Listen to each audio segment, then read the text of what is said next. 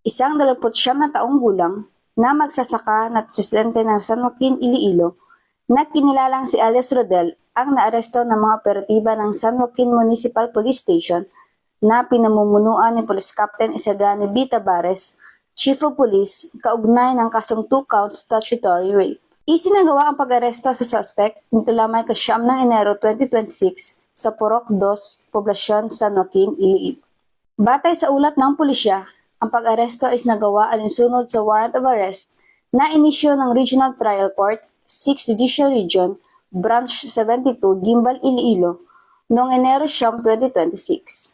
Ang kaso ay paglabag sa Article 266-A ng Revised Penal Code na inamendyahan ng may kaugnay sa Republic Act 7610. Walang inirekomendang piyansa para sa nasabing kaso. Sa kasalukuyan, ang suspect ay nasa kusdiyan ng pulisya at sumasailalim sa wastong proseso para sa tamang disposisyon ng kanyang mga kaso. Patuloy namang tiniyak ng mga otoridad ang mahigpit na pagpapatupad ng batas upang maprotektahan ang mga karapatan at kapakanan ng mga biktima, lalo na ang mga menor de edad. Bagong PNP para sa bagong Pilipinas, serbisyong mabilis, tapat at nararamdaman. Mula rito sa Western Visayas, ako inyong PNN correspondent, Patulwoman Nanette Sablon, alagad ng batas, tagataguyod ng Balitang Pulis.